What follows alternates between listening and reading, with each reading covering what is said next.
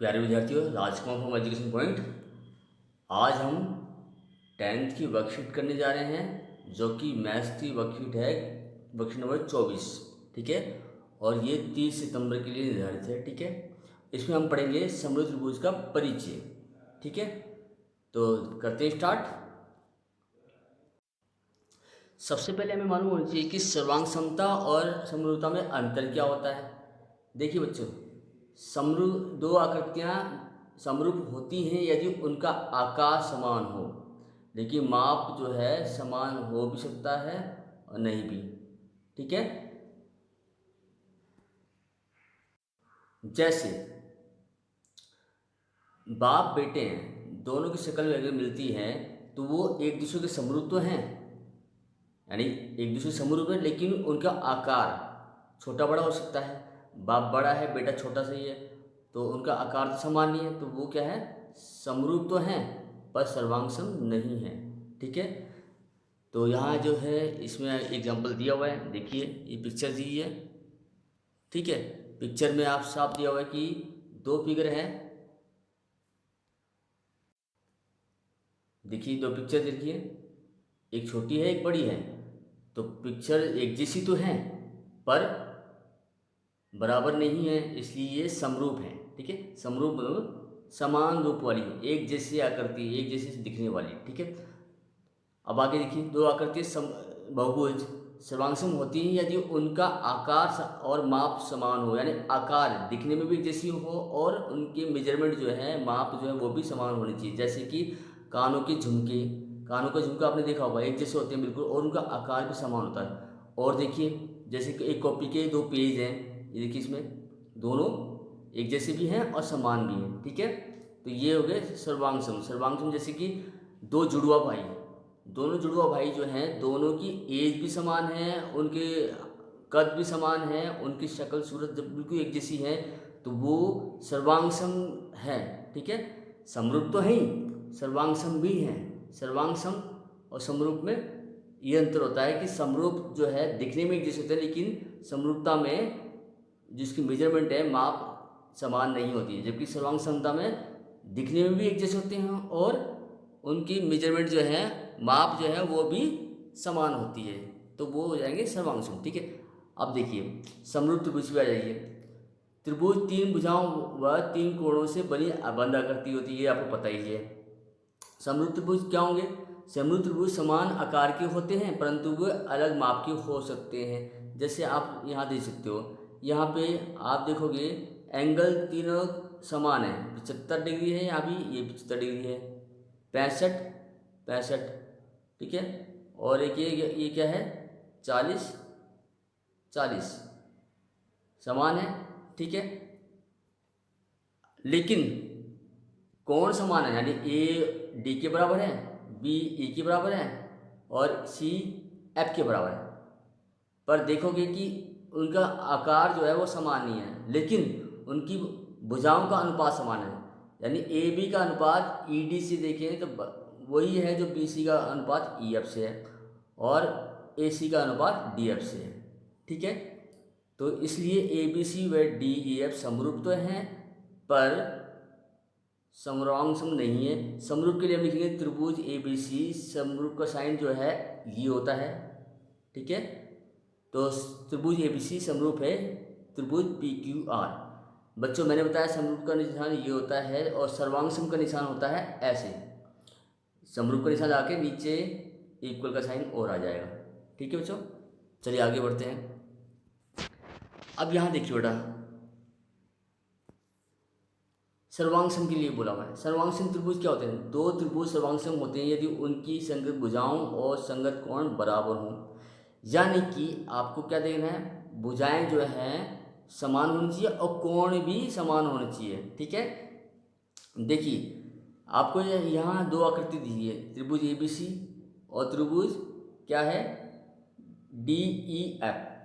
देखिए जैसा symbol A B में लगा हुआ है वैसे ही सिंबल है ई डी पे, ये इसका मतलब ए बी और ई डी बराबर है, ये देखिए। और आप ए सी में देखिए दो कट लगे हुए हैं, ऐसे ही कट लगे हैं किसमें, एफ डी में, तो इसका मतलब देखिए AC और AC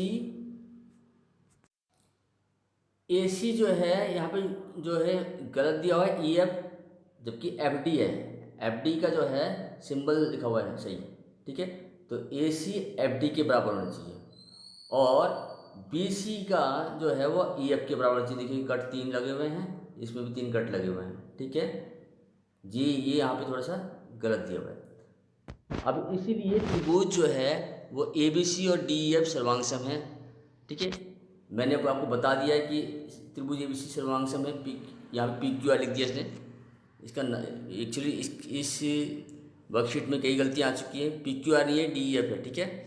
और इसमें सर्वांग सम का सिंबल आपको लिखा हुआ ही है, बताया मैं आपको ऑलरेडी बता चुका हूँ। सर्वांग सम का सिंबल होता है समरूप का साइन लगा के नीचे इक्वल का साइन लगा देंगे, ठीक है।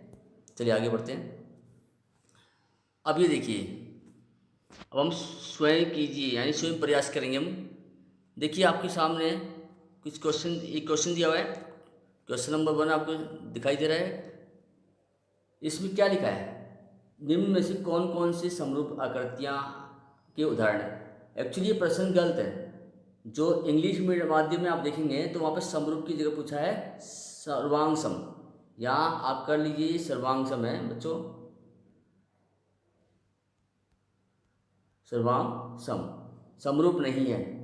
क्योंकि ये पिक्चर, सारी पिक्चर जो है एक जैसी हैं, तो ये समरूप तो सारी ही हैं, लेकिन सर्वांग सम केवल ये पिक्चर है। सर्वांग सम में आकार भी सेम होता है और उनकी मेजरमेंट, उनके जो साइज है वो भी बराबर होनी चाहिए। तो ये अकेली ऐसी पिक्चर है जिसमें आपको एक जैसी भी दिख रही है और उनकी मेजरमेंट भी समान है। बाकी ये तितलियाँ जो हैं एक जैसी दिख तो रही हैं, आकार समान है, लेकिन इनका साइज डिफरेंट है। ऐसे ही ये पहाड़ियाँ हैं, ये भी ऐसे ही है, एक जैसी दिख रही है लेकिन इनका आकार साइज सेम नहीं है। मतलब कि साइज जो है आकार जो है छोटा बड़ा है। ऐसे ही ये पत्ते भी एक जैसे नहीं है, ठीक है। तो ये तीनों जो हैं सर्वांग सम नहीं है और सर्वांग सम केवल एक पिक्चर है। हाँ, अगर वो समरूप, आप समरूप बताना चाहते हैं तो समरूप चारों ही हैं, चारों पिक्चर समरूप है, ठीक है। चलिए आगे बढ़ते हैं। उसके बाद देखिए क्वेश्चन नंबर 2। इसमें पूछा है निम्न में से समरूप षटभुजाओं की पहचान कीजिए। देखिए बेटा, समरूप के लिए उनका कोण होना, समान होना जरूरी है। यहाँ देखिए केवल ये 2 पिक्चर जो है, ये C और D, ये दो पिक्चरों में बिल्कुल एंगल समान है, आकार डिफरेंट होते हैं, तो ये समरूप है। बाकी इससे मिलती जुलती पिक्चर कोई और नहीं है। यहाँ A और B जो हैं उनके एंगल डिफरेंट हैं, आपको देखने से मालूम पड़ रहा है, ठीक है। तो हमारा उत्तर है C और D जो है वो है समरूप, ओके। तो प्रश्न नंबर 3 देखिए, नीचे दिए गए चित्र में क्या लिखा है, ACB और ABC और PQR 2 ट्रायंगल हैं, ठीक है। तो समरूप हो तो ये दोनों समरूप हैं तो PQ और QR की लंबाई ज्ञात कीजिए।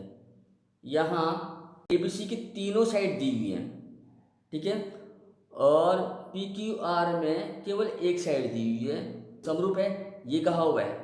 तो आप देख सकते हो कि AC जैसी जो पिक्चर है, AC जैसी साइड जो है वो होगी आपकी कौन सी, PR। तो AC और PR का रेशो वही होनी चाहिए जो AB और PQ का होना चाहिए। तो इसका मतलब ये इससे इसका रेशो इक्वल होगा। अब बाकी बचा क्या फिर, BC और QR, BC और QR, इसका इससे होना चाहिए रेशो, ठीक है। तो कर लेते हैं। देखिए क्योंकि तो ये त्रिभुज जो है दोनों समरूप है, इसलिए AC अपॉन क्या होगा, PQ, सॉरी PR बराबर होगा किसके, AB अपॉन PQ बराबर होगा किसके होगा, BC अपॉन किसका होगा, ये है QR। ये नोट कर लीजिए, ये रेशो होगा। अब हम इनकी जो है साइड लेते हैं, जो ए सी, अब हम दो दो दो दो रेशो लेके चलेंगे। ए सी और पी आर का रेशो है क्या, 12 और 18, जबकि ए बी और पी क्यू का रेशो हमें फाइंड करना है। हालांकि रेशो इक्वल है लेकिन पी क्यू की वैल्यू फाइंड करनी है। तो करते हैं स्टार्ट। जैसे कि हमें निकालना है ए पी क्यू निकालना, तो इसमें हम करेंगे A B upon P Q बराबर है 12 अपॉन 18। देखो ए बी तो आपको दिया हुआ है, ए बी क्या दिया हुआ है, ए बी दिया 7, पी क्यू अब नहीं दिया, फाइंड करना है आपको, ठीक है। और यहाँ दिया है 12/18, ठीक। 12 है ए सी और पी आर है 18। यहाँ कैंसिल कर दीजिए आप, इसको कैंसिल करोगे जब आप 6 से, तो ये 2 पे जाएगा और ये 3 पे जाएगा, ठीक है। तो पी क्यू क्या हो जाएगा, पी क्यू हो जाएगा 7 3 जा 21/2, 21/2 यानी कि 10.5। तो ये रेशियो हो जाएगा आपका, पी क्यू वैल्यू हो जाएगी 10.5। ओके, अब अगला रेशियो देखते हैं। अगला है हमें फाइंड करना है, अगला पी आर। हमने पी क्यू फाइंड कर दिया है, पी क्यू फाइंड किया है 10.5, ठीक है। अब फाइंड करना है बी सी और Q R, Q R find करना है। तो कर लेते हैं बी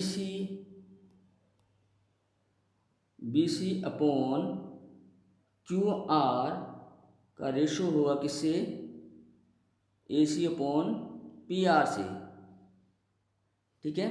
तो बी सी क्या दिया हुआ है, बी सी दिया है 10, बी सी है 10, और क्यू आर फाइंड करना, क्यू आर फाइंड करना बराबर कितना होगा, कितना 12/18। ये कैंसिल कर दिया, ये 2 आ गया, ये 3 आ गया, ठीक है। तो क्या आ जाएगा, क्यू आर बराबर होगा या 10 × 3/2 हो जाएगा ये, ठीक है। तो यानी कि 30/2 यानी कि हो जाएगा 15। तो इस प्रकार से हमने फाइंड कर दिया, पी क्यू फाइंड किया है हमने 10.5 और क्यू आर फाइंड कर दिया है कितना 15। ये सेंटीमीटर में है तो सेंटीमीटर की जो भी मेजरमेंट दिया हुआ है उसी यूनिट में लिख देंगे, ठीक है। चलिए आगे बढ़ते हैं। उसके बाद देखिए क्वेश्चन नंबर 4। क्वेश्चन नंबर 4 जो ब्लैंक्स हैं, ठीक है। ब्लैंक्स में हमें बताना है सभी वृत्त समरूप होते हैं और समान त्रिज्या वाले वृत्त क्या होते हैं, सर्वांग समरूप। देखिए वृत्त दिखने में एक जैसे होते हैं तो वो समरूप, लेकिन उनकी त्रिज्याएं समान हैं तो वो हो जाएगा सर्वांग सम। तो यहाँ लिख देंगे आप बेटा सर्वांग सम, ठीक है। सभी वर्ग जो है वो समरूप होते हैं, तो आप लिख दीजिए यहाँ पे समरूप, ठीक है। सभी डैश त्रिभुज समरूप होते हैं, सभी समबाहु त्रिभुज जो हैं समरूप होते हैं, क्योंकि सभी उनका प्रत्येक कोण जो है क्या होता है 60 डिग्री का होता है, ठीक है। अब अगला देखिए क्या लिखा है, निम्न के 2 उदाहरण दीजिए। समरूप आकृतियाँ क्या होती हैं, जिनके जो दिखने में एक जैसे लगती हों, यानी कि 2 सर्कल 2 वृत्त जो हैं, एक वृत्त ये हो गया और एक छोटा वृत्त बना दीजिए। तो ये दोनों वृत्त जो हैं वो क्या होंगे, समरूप तो होंगे लेकिन उनकी त्रिज्याएं समान नहीं है, तो वो क्या हो गया, समरूप हो गया। और क्या होता है, और 2 समबाहु त्रिभुज एक ही बना दीजिए, एक छोटा सा बना दीजिए, ठीक है। समबाहु त्रिभुज 2 समबाहु त्रिभुज हो गया, या 2 वर्ग हो गए, ये सब छोटा बड़ा होना चाहिए वर्ग, ठीक है। दो वर्ग होंगे जिनकी आकृतियाँ समान, जिनका साइज समान ना हो तो वो समरूप होंगे। ठीक है, अब अगला है सर्वांग सम आकृतियाँ।